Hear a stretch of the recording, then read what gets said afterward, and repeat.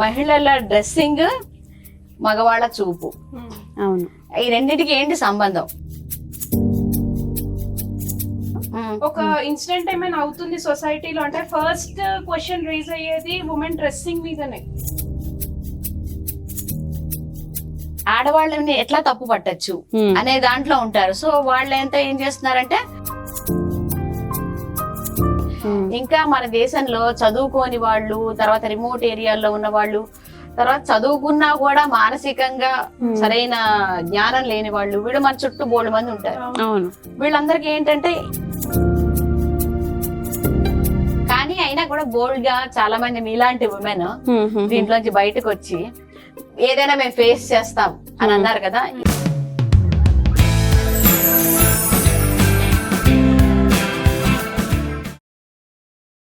Hi, hello, నమస్తే. నేను మీ ఐశ్వర్య. నేను మీ శివాలి. సో వెల్కమ్ టు ధాత్రి. ఈరోజు మీ అందరి కోసం స్పెషల్లీ మా అమ్మాయిల మీద మీకున్న ఒక మేజర్ ఒపీనియన్ మీద ఒక మంచి డిస్కషన్ చేయడానికి ఇక్కడికి వచ్చాం. సో మీరే చూసేయండి వీడియో ఎండ్ వరకు. So madam, hi, welcome to Dhatri madam. Hello. Hi. Hi Shivali. So ఈరోజు నేను శివాలి మీతో పాటు ఒక మెయిన్ టాపిక్, అది కూడా ఇప్పుడు నడుస్తున్న ఈ జనరేషన్లో నడుస్తున్న మెయిన్ టాపిక్. ఈ రోజు రేపు రేప్స్ అనేవి చాలా కామన్ అయిపోయాయి మేడం. సో రేప్స్ మీద ఎక్కువ అందరికి రేప్స్ ఎందుకు జరుగుతున్నాయి అని ఒక ఒపీనియన్ ఏంటంటే, అమ్మాయిల డ్రెస్సెస్ మేము వేసుకున్న అవుట్ఫిట్స్ వల్ల ఇలాంటి ఇన్సిడెంట్స్ జరుగుతున్నాయని చాలా మంది అంటున్నారు. ఈవెన్ మొన్న అవును, రీసెంట్ గా ఐఐటి హైదరాబాద్ లో కూడా కొంతమంది స్టూడెంట్స్ సర్వే కండక్ట్ చేశారు. సో ఆ సర్వే కూడా వచ్చేసి ఉమెన్ డ్రెస్సింగ్ మీదనే. అవును. సో దాని మీద ఒపీనియన్ ఏంటి మ్యామ్ మీది? అదే ఈ సర్వే వరకే తీసుకుంటే కనుక ఐఐటి హైదరాబాద్ వాళ్ళు పర్టిక్యులర్ గా నెదర్లాండ్స్ లో రాటింగ్హామ్ అనే చోట ఒక కాన్ఫరెన్స్ జరిగింది. ఆ కాన్ఫరెన్స్ లో వాళ్ళు పేపర్ సబ్మిట్ చేశారు, వాళ్ళు చేసిన సర్వే దాని తాలూకు. అది ఏంటి, ఆ టాపిక్ ఏంటంటే మహిళల డ్రెస్సింగ్, మగవాళ్ళ చూపు. అవును. ఈ రెండింటికి ఏంటి సంబంధం? దీని మీద వాళ్ళు చాలా మందితో మాట్లాడి చాలా చేశారు. అయితే మొత్తం ఇది ఫైండింగ్స్ ఏమొచ్చాయి, అసలు మహిళలకి మీద జరిగే వాటికి ఈ డ్రెస్సింగ్ కి ఏం సంబంధం లేదు. అవును. అదే వచ్చింది. కానీ మనకి ఏంటంటే, మన దురదృష్టం ఏంటంటే, ప్రతి వాళ్ళు అంటే మన ఒక రకంగా మన సొసైటీ ఎట్లా ఉంది, గతం నుంచి చూసుకుంటే కూడా ఎప్పుడు కూడా ఆడవాళ్ళని ఒక రకమైన డ్రెస్సింగ్ కి, ఒక రకమైన భావజాలానికి అనుకోవచ్చు, ఒక దానికి లిమిట్ చేసేసారు. సో ఆడవాళ్ళని ఎట్లా తప్పు పట్టచ్చు అనే దాంట్లో ఉంటారు. సో వాళ్ళు ఏం చేస్తున్నారంటే, ఏం జరిగినా కూడా అమ్మాయిలదే తప్పు అంటున్నారు. కానీ నిజానికి ఆడవాళ్ళ డ్రెస్సింగ్ కి దీనికి ఏం సంబంధం లేదు. పసిపాప నుంచి పెద్దవాళ్ళ వరకు కూడా ప్రతి వాళ్ళ మీద కూడా జరుగుతున్నాయి. రీసెంట్ గా ఒక డాక్టర్, అసలు ఆమె డ్రెస్ లో ఏముంటుంది చెప్పండి. అదే చెప్పేది. సో అంటే ఇక్కడ వీళ్ళ పరిశీలనలో ఇంకా ఏం తేలిన విషయాలు ఏంటంటే కూడా, వాళ్ళు అంటే ఎలా ఉన్నారు ఏంటి దీనికే ఎక్కువ ఇంపార్టెన్స్ ఇస్తారు, అంతేగాని డ్రెస్ ను బట్టి కాదు అని కూడా తేలింది. క్వశ్చన్ ఇప్పుడు కాదంటే కొన్ని ఇయర్స్ నుంచి కూడా ఒక ఇన్సిడెంట్ ఏమైనా అవుతుంది సొసైటీలో అంటే ఫస్ట్ క్వశ్చన్ రేజ్ అయ్యేది ఉమెన్ డ్రెస్సింగ్ మీదనే. ఎస్పెషల్లీ మెన్ అండ్ ఇంట్లో పెద్దవాళ్ళు కూడా. సో బేసిక్ గా మేము అబ్జర్వ్ చేసినట్టు ఇప్పుడనే కదా, మేము స్కూలింగ్స్ లో ఉన్నప్పటి నుంచి కూడా బేటా ఇట్లా ఇన్సిడెంట్ అయింది, మీరు ఇలా డ్రెస్ వేసుకోకుండా అంటే లైక్ కొంచెం డీసెంట్ గా వేసుకొని బయటికి వెళ్ళండి అని. ఇప్పుడు ఒక 60 years ముసలావిడ నిండుగా చీర కట్టుకునే వెళ్తుంది కదా. ఒక డాక్టర్, ఇప్పుడు డాక్టర్ ఇన్సిడెంట్ తీసుకుందాం, తను white coat and she will be dressing well. ఎవరిని నిండుగా వేసుకునే వాళ్ళని కూడా వదలట్లేదు కదా. అంటే ఇక్కడ ఉమెన్ డ్రెస్సింగ్ ఎందుకు వస్తుంది మ్యామ్? అసలు మగవాడి చూపు తప్పుందని ఎందుకు రావట్లేదు? అంటే ఇది ఒక రకంగా మన సొసైటీ దానికి ట్యూన్ అయిపోయింది. ఎంత చదువుకున్నా కూడా, మనం ఎంత కృషి చేసినా కూడా ఈవెన్ విమెన్ వాళ్ళ అవుట్లుక్ ని మార్చలేకపోతున్నారు. ఎక్కడో అంటే అందరూ అని కాదు, కొంతమంది. అదే వెస్టర్న్ లో చూడండి మీరు, వాళ్ళు అసలు అంత పట్టించుకోరు. మన సొసైటీలో మాత్రం అంటే ఇక్కడ ఇంకా పేరుకుపోయిన అన్ఎడ్యుకేషన్. అంటే ఇప్పుడు కొన్ని చోట్ల చదువుకున్నా కానీ ఇంకా మన దేశంలో చదువుకోని వాళ్ళు, తర్వాత రిమోట్ ఏరియాల్లో ఉన్న వాళ్ళు, తర్వాత చదువుకున్నా కూడా మానసికంగా సరైన జ్ఞానం లేని వాళ్ళు, వీళ్ళు మన చుట్టూ బోల్డ్ మంది ఉంటారు. వీళ్ళందరికీ ఏంటంటే ఎప్పుడు తప్పు పట్టడానికి రెడీగా ఒక కారణం కావాలి. దానికి ఏంటి ఎదురుగుండా కనిపించేది ఏంటి, ఆడవాళ్ళ డ్రెస్సింగ్. పొలిటికల్ గా కూడా చూసుకుంటే పొలిటికల్ గా రిజల్ట్స్ వచ్చి ఎవరైనా యాక్ట్రెస్ ఎవరైనా పొలిటికల్ గా సీట్ వచ్చినా కూడా తను ముందు ఇలా డ్రెస్సింగ్ వేసేది, ఇవాళ పాలిటిక్స్ లోకి వచ్చింది, ఏం చూసుకుంటా అంటే every time women is getting commented by someone. అదే వాళ్ళందరికీ ఐఐటి వాళ్ళు చేసిన పరిశోధన ఒక కనువిప్పు కావాలి.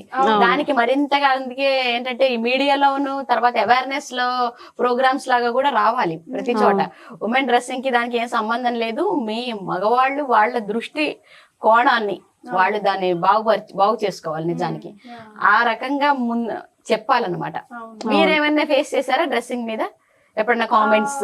డ్రెస్సింగ్ విషయంలో ma'am to be honest every women are facing.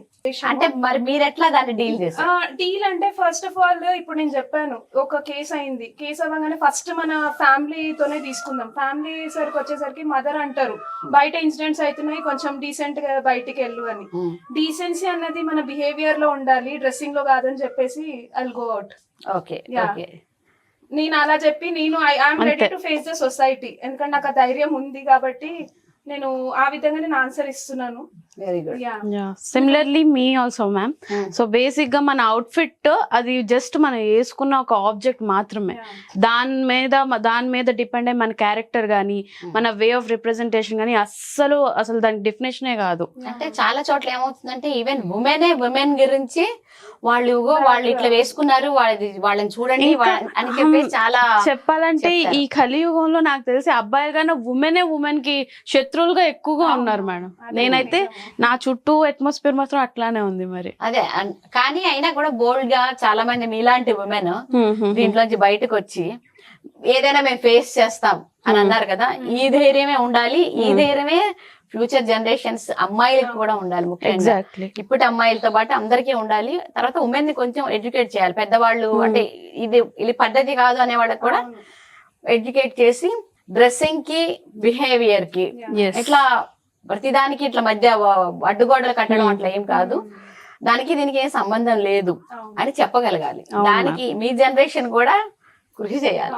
ఎందుకంటే ఇప్పుడు నేను చూస్తున్న వరకు మా జనరేషన్ వచ్చేసరికి వాట్ ఎవర్ ఉమెన్ వేర్స్ అంటే వాళ్ళ అవుట్ ఫిట్ బట్టి వాళ్ళకి ఒక కాన్ఫిడెన్స్ అన్నది వస్తుంది అని కూడా చాలా మంది అంటూ ఉంటారు. అది కరెక్టేనా? కరెక్టే మ్యామ్. కానీ అవుట్ ఫిట్ పెట్టి కాన్ఫిడెన్స్ కాదు, అవుట్ ఫిట్ పెట్టి క్యారెక్టర్ ని డిసైడ్ చేస్తున్నారు ఇప్పుడు. బట్ అకార్డింగ్ టు మా సైకాలజీ ప్రకారం outfit which we wear that gives us a confidence. Okay good. But ఇది ఏంటంటే మీ యంగ్ జనరేషన్ గా ఇది మీ అవుట్లుక్. అది చూసే వాళ్ళకి ఎట్లా అనిపిస్తుంది, పెద్దవాళ్ళకి కొంచెం ఒక జనరేషన్ బ్యాక్ ఉన్న వాళ్ళకి ఏమనిపిస్తుంది అంటే ఇది కరెక్ట్ కాదు, అసలు మన సంస్కృతి ఏంటి, మన సంప్రదాయం ఏంటి, అందులో మనం మొదటి నుంచి కూడా చీరలు ఇవన్నీ పెట్టుకొని చాలా సంప్రదాయబద్ధంగా ఉండేది కదా అని. కానీ నిజానికి మీరు చూస్తే మనం పురాణాల్లో కూడా వెళ్ళి చూస్తే డ్రెస్సింగ్ అనేది అసలు అప్పుడు ఉంది ఇప్పుడు ఉంది, రకరకాలుగా ఉండేది అప్పుడు కూడా. అందరూ ఎప్పుడు కూడా మొత్తం కప్పుకొని చాలా తర్వాత అట్లా ఉన్నదేం లేదు. నిజానికి మన శిల్పాలు దేవాలయాల మీద ఉండే శిల్పాలు అవి చూస్తే కూడా మనకు తెలుస్తుంది. కాకపోతే మారిందల్లా ఏంటంటే మన బుద్ధి. అంతే, ప్రతిదీ కూడా ఎక్కడికెక్కడ ఒక దాన్ని మనం నేరో చేసుకుంటూ వెళ్ళిపోతున్నాం. ఆ నేరో మైండ్ అనేది ఎట్లా ఉందంటే ఇప్పుడు చివరికి ఆడవాళ్ళ దుస్తుల దగ్గరకు వచ్చి ఏది జరిగినా కూడా దానికే రీజన్ అదే అని చూపించే పరిస్థితి వచ్చింది. అవును, కరెక్ట్ గా చెప్పారు మ్యామ్. ఇప్పుడు ఇంకొక డౌట్ ఇక్కడ ఏంటంటే జనరల్ గా కొన్ని హౌసెస్ లో అంటే ట్రెడిషన్ ఫ్యామిలీ తీసుకుందాం, మోడర్న్ ఫ్యామిలీ తీసుకుందాం. మోడర్న్ ఫ్యామిలీలో వచ్చేసి ఇప్పుడు చిన్నప్పటి నుంచి పిల్లలు పుట్టడం నుంచి కూడా మీరు చూస్తుంటారు వాళ్ళు మోడర్న్ గా పెరగడం జరుగుతుంది. ట్రెడిషనల్ గా వాళ్ళు మొత్తం ట్రెడిషనల్ గానే ఉండాలని కొంతమంది. అండ్ ఇట్లాంటి పిల్లలు బయటికి వెళ్ళినప్పుడు ఇప్పుడు కొంతమంది ఇప్పుడు ట్రెడిషనల్ అండ్ ఈ రెండు ఇప్పుడు ఈ టూ ఆపోజిట్ గా ఫేస్ చేసినప్పుడు సో ఇది ఎలా ఉంటుందంటే వీళ్ళు కామెంట్ చేయడం అంటే ఈ అమ్మాయి ఇలా వేసుకుంది, వీళ్ళేమో ఏంటి ఈ అమ్మాయి ఆంటీ లాగా రెడీ అయింది అంటే ఇక్కడ పేరెంట్స్ కూడా పిల్లల్ని జడ్జ్ చేయడం జరుగుతుంది. అది ఎంత వరకు కరెక్ట్? అది కరెక్ట్ కాదు. బికాస్ డ్రెస్సింగ్ అనేది పర్సనల్ చాయిస్, ఎవరిష్టం వాళ్ళది. ఇప్పుడు వాళ్ళ ఇంట్లో దాన్ని బట్టి ఒకళ్ళు వేసుకుంటే వాళ్ళని మోడర్న్ గా ఉన్న వాళ్ళు ఏదో మోడర్న్ అవతల వాళ్ళు కాదు. అదే నేను చెప్పేది, చాలా మందికి డ్రెస్సింగ్ లో ఉన్న మోడర్నిటీ వాళ్ళ థింకింగ్ లో ఉండట్లేదు. ఇప్పుడు ఎవరైనా ఏదైనా వేసుకోవచ్చు, అది వాళ్ళ ఇష్టం, వదిలేయండి వాళ్ళని. దాని మీద ఎందుకు జడ్జ్ చేయాలి వాళ్ళని దాని కారణంగా? ఇప్పుడు ఒక ట్రెడిషనల్ డ్రెస్ వేసుకున్నంత మాత్రాన వాళ్ళు మోడర్న్ గా ఆలోచించడం ఏం కాదు. అదే అదే. మీరు చూస్తే కనుక మన యాక్టివిస్టులు చాలా మంది చాలా సింపుల్ గా చాలా ట్రెడిషనల్ వేర్ లోనే ఉంటారు. అవును. అలాంటి ట్రెడిషనల్ వేర్ మనం తప్పు పట్టక్కర్లేదు, అవును. కానీ మోడర్న్ వేర్ కూడా తప్పు కాదు. First of all thank you ma'am, మంచి టాపిక్ గురించి మనం ఇవాళ డిస్కస్ చేసాము. సో మా వ్యూయర్స్ కి కూడా నేను ఒక్కటే చెప్పాలనుకుంటున్నాను, అమ్మాయిల డ్రెస్ కాదు మారాల్సింది మీ ఆలోచన, మీ బుద్ధి.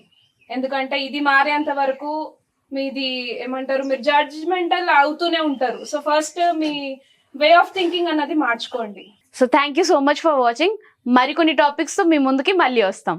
సో చూసారు కదా, సొసైటీలో జరిగే మేజర్ ఇష్యూస్ మనం ఇవాళ మేడంతో డిస్కస్ చేయడం జరిగింది. ఇలాంటి ఇష్యూస్ మీరు కనుక ఫేస్ చేసి ఉంటే, లేదా ఇంకేమైనా ఇలాంటివి కాకుండా వేరే ఇష్యూస్ మనకు చాలా ఉంటాయి సొసైటీలో, అలాంటివి మీరు మా ముందుకు తీసుకొచ్చి మ్యామ్తో డిస్కస్ చేయాలి అనుకుంటే కామెంట్ సెషన్లో ఆ ఇష్యూని మెన్షన్ చేయండి. తప్పకుండా మేము మళ్ళీ మ్యామ్ దగ్గరికి వచ్చి ఆ ఇష్యూ గురించి డిస్కస్ చేస్తాం. Thank you.